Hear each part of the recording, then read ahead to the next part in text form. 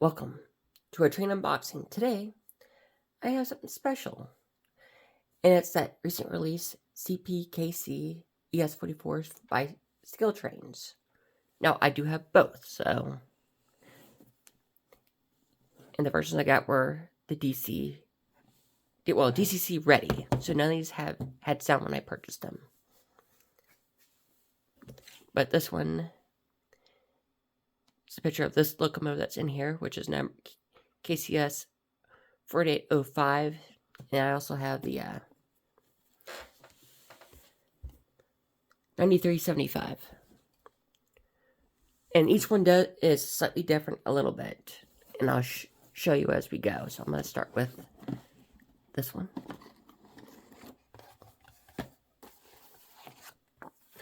Your manual.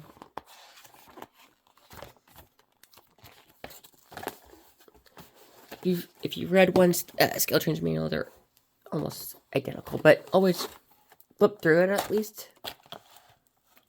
This is how you see it out of the package.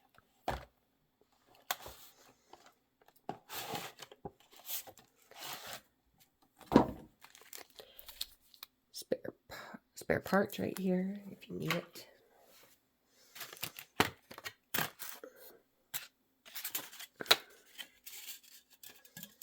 Oh, well, there we go.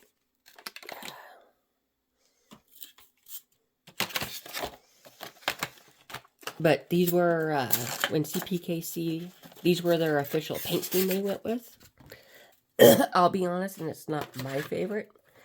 I think it's very lackluster, but as a financial point, I see why they did it. Because it would be, they do a completely different paint scheme. It would be a headache to do. Paint all the locomotives a different color and stuff.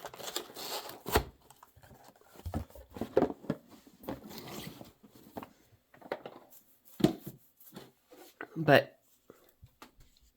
so I got the locomotive right there. I'm going to adjust the camera a little bit. So I'll pull the foam out of that side of it in a little bit, but I gotta get the, one of the things we'll do is that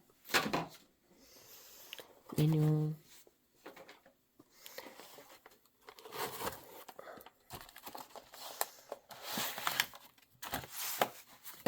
Oop. Well, try not to shake the camera too much.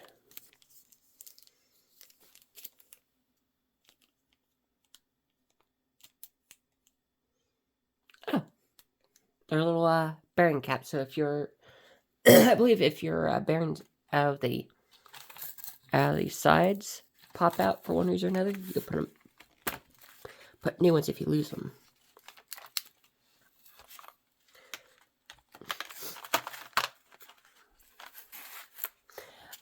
But yeah,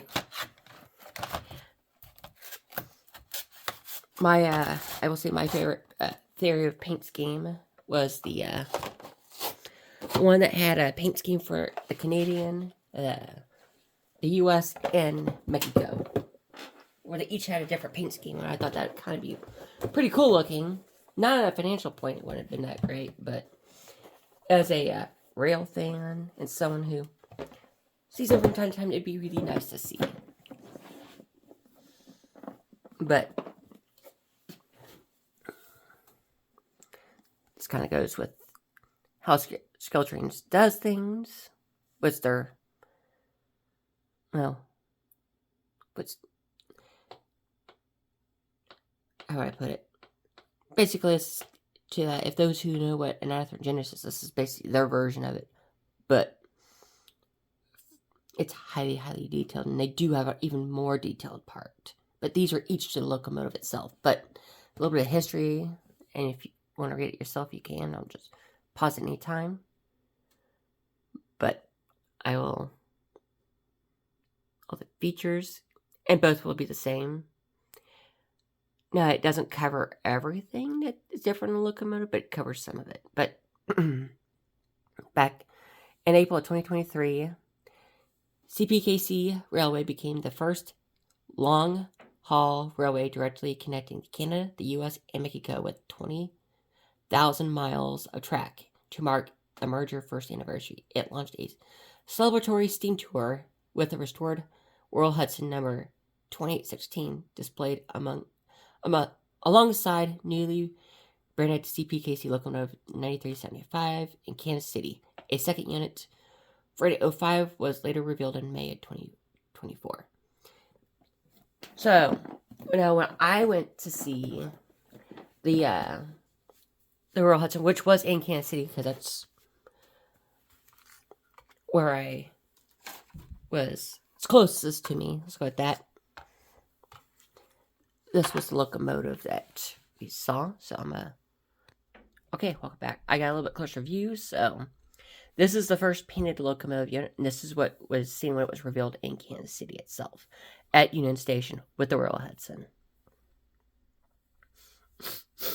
I actually got to see this paint scheme in person, along with the Royal Hudson, and I also have video of that event at Kansas City Union Station.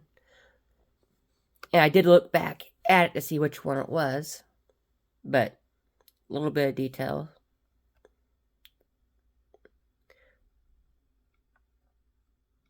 So we're moving to the conductor side of things, the left.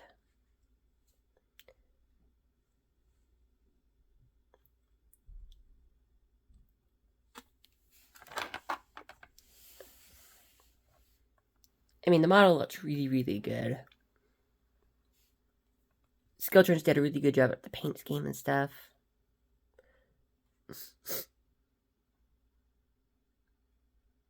I thought it was kind of unique with that right there. I don't know exactly what it's holding in its mouth.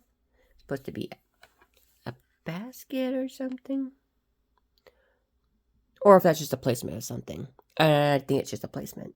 So, I actually thought it was like some type of ornament or something. But yeah, I think it's just a... Not quite sure. So, but one of the things you'll see is the Mexican, the American, and the Canadian flag with CP underneath the number. So now I'm going to take you to the KCS, the number 4805, which basically looks identical to this, except there's just a few differences. And what I'm going to do is, I'm going to turn this locomotive to the side. So the first things that you'll notice about this locomotive, besides, if you notice, is, well, the 4375 has a CP logo on it. The 4805 has KCS underneath it. Now, the reason is 9375 was a former, it's ex-CP locomotive, while 4805 was ex-KCS. So that was kind of why they have the KCS underneath it. I don't know if they're going to continue doing that or not, but I thought that was a kind of a nice touch. But one of the things you'll notice is the exhaust is painted differently, while the CP is painted red. The KCS is silver, along with the horn. And the horn with the CP, the 9375, is red. I thought that was a kind of a nice touch.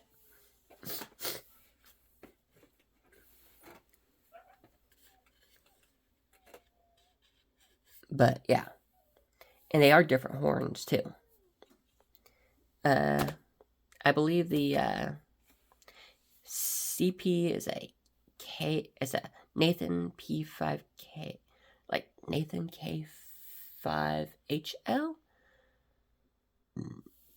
Well, the KCS is a Nathan K5A.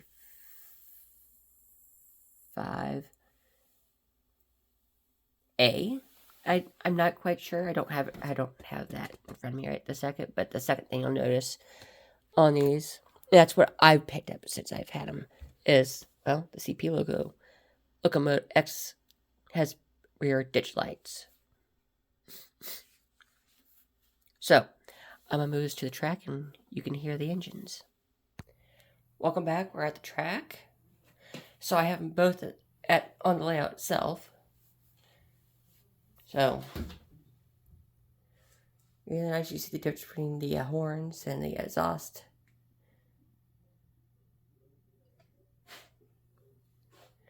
But I'm These are blue knobs. They were the DC ready. So if you're asking yourself, is there a way to get all the lighting features? No, it's ESU. ESU forces you to use their own decoder. I'm not trying to bash cultures because they actually do try to help, but the problem is anytime you find a cheat code, a cheat way, ESU comes back, redesigns the board, so you can't do that. So the jumper wire doesn't work anymore. I've already had a bunch of people, I've already, literally today, talked to someone, and they asked, good luck with trying to get all the lighting features. I'm just doing a pull board replacement because it's simpler, it's easier, everything's on the same page. That's what I did with my 1976 GP40, the Western Pacific Bicentennial. I'm going to do the same thing with the other one, 1776. And these two are going to do the same thing, along with both my Grey Ghost KCSs and my Southern Belle. It's easier just to have everything at one board. So, yeah. So, if you're curious which lighting features you get both ditch lights in the headlight and the backup light, and that's it. You don't get the rear ditch lights, but you do get both front, so yay.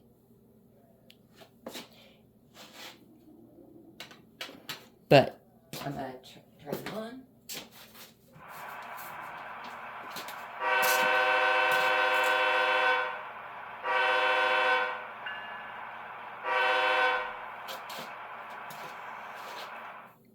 I'm going to switch over to the other one.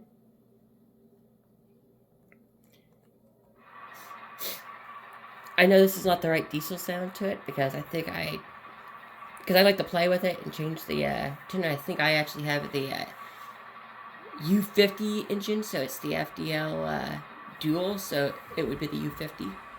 But I do have the horn right.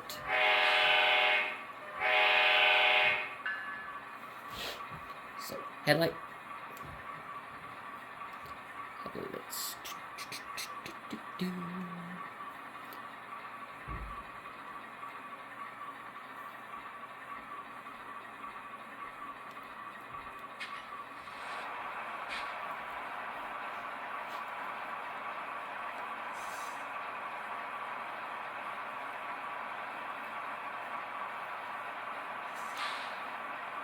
what did I do? There we go.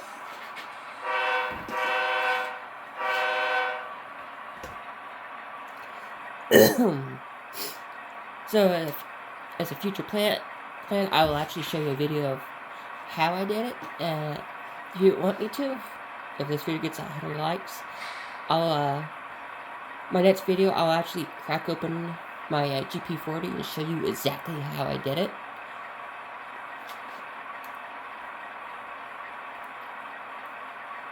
So, if you enjoyed this video, hit the like button. Feel free to comment, let me know how I did. Anything you want to know, just comment. If you want to stay connected, hit the bell icon and subscribe. Enjoy the rest of your day.